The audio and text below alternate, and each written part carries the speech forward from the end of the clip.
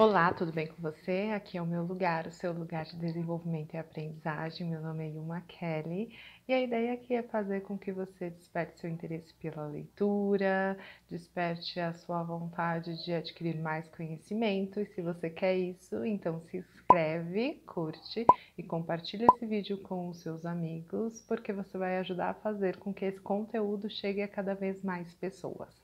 E hoje eu trouxe para vocês uma história que é da maravilhosa Clarice Lispector.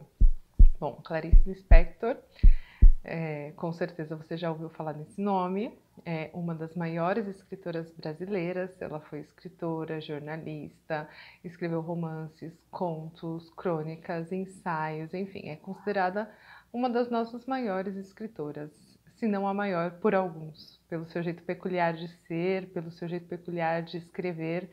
E esse ano a gente comemora o centenário dessa escritora. Ela nasceu no dia 10 de dezembro de 1920, faleceu no dia 9 de dezembro de 1977, completaria 100 anos então neste ano de 2020, nesse ano tão atípico assim como ela foi.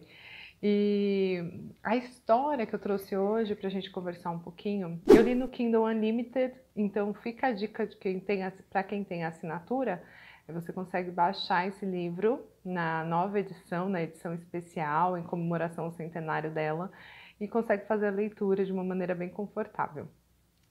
É considerado o primeiro romance dela, né? Perto do Coração Selvagem. E é claro, ela já tinha escrito algumas coisas antes, mas romance publicado, considerado o primeiro romance, foi esse, Perto do Coração Selvagem, e ele já veio para abalar todas as estruturas dos romances que estavam sendo publicados até então, porque ele vem de uma maneira, com uma escrita inovadora, com uma maneira bem peculiar de escrever, típica da Clarice. Depois a gente vai ver e entender isso, mas até aquele momento nada era escrito daquela forma.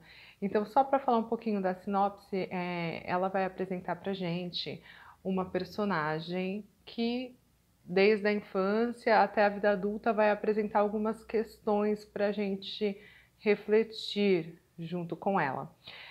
Então vai ser um romance de formação. A gente vai conhecer a Joana, criança, e depois a gente vai acompanhar essa Joana até a fase adulta, até depois de se casar, enfim. Bom, então quando essa menina ela é pequena, ela vai mostrar pra gente ali algumas relações familiares um pouco tensas. Ela vai ter já de cara ali a mãe que faleceu, então quando ela era ainda muito pequena, e a gente conhece essa mãe através das descrições que o pai faz. Logo depois, quando ela também ainda é pequena, ainda é menina, o pai falece e ela acaba indo morar com os tios. E aí, a casa da tia, ela é um pouco tensa ali, mas ela é aceitável, né? Então, é de alguma forma bem cuidada, se é que a gente pode dizer isso. E depois ela passa por algumas questões mais tensas, assim. Tem que ir para um internato. Aí quando eu digo assim que essas relações familiares elas são um pouco tensas, é que em determinados momentos ela não é tão bem tratada assim. Então ela é chamada de víbora, ainda criança, pela tia, enfim. Então, esse bem tratado é bem tratado para os parâmetros da época, né? Você alimenta a criança, você cuida da criança, não deixa faltar comida, limpeza, enfim, né? Aquele atendimento assistencialista mesmo da infância.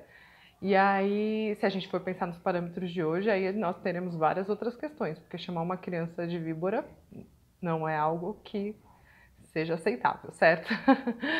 Então, pensando nesse contexto, a gente vai ver uma Joana sendo criada ali, sendo jogada igual uma bolinha de ping-pong de um lado para o outro. E ela se constitui como ser humano diante disso.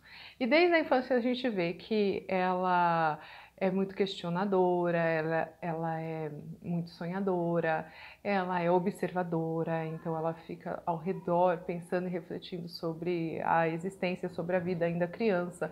Ela pergunta para a professora dela para você ver o tipo de criança que ela foi. Ah, para que serve a felicidade? Felicidade serve para quê? Imagine você sendo perguntado a respeito disso. O que você responderia?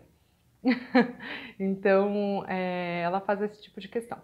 Depois ela vai conhecer o Otávio, vai se casar com o Otávio, e a gente vai ver ali algumas relações também que se estabelecem. Vai aparecer uma personagem que é a Lídia, não vou dizer quem ela é, mas ela vai trazer uma referência materna a essa narrativa da Clarice Lispector.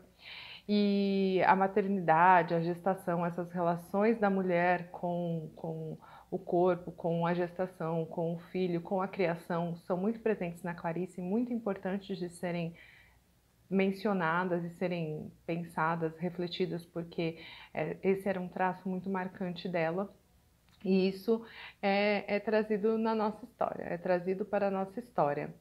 E aí, bom, o que mais que a gente vai ver ali na Joana? A gente vai ver que ela, no decorrer da história, vai ter sempre um conflito entre a morte e a vida, o bem e o mal, o amor e o ódio, vai ter crises existenciais da formação do indivíduo, vai ter a busca por algo que é aparentemente externo, mas que no fundo a gente descobre que é uma busca constante pela autoaceitação, pelo autoconhecimento, pela resposta de por que nós vivemos, por que nós nos relacionamos dessa forma, por que nós escolhemos o que nós escolhemos, por que desses paradigmas sociais, por que desses paradoxos sociais, de que maneira esses paradoxos nos afetam. Então, tudo isso vai estar presente nessa história de Perto do Coração Selvagem. Esse Perto do Coração Selvagem já nos sugere que nós estaremos perto desse coração e a Clarice vai nos levar para perto dessa história, mas nunca para dentro dessa história. A gente vai estar sempre à margem da história, sempre tangenciando essa história e vivenciando com ela todas essas reflexões. Então é um romance que vale a pena você acessar e conhecer, para que você comece a conhecer Clarice e, quem sabe, desenvolva mais leituras dessa autora que é tão maravilhosa. Então, é isso que eu queria falar para vocês hoje, essa dica que eu queria deixar. Um grande beijo. Até mais.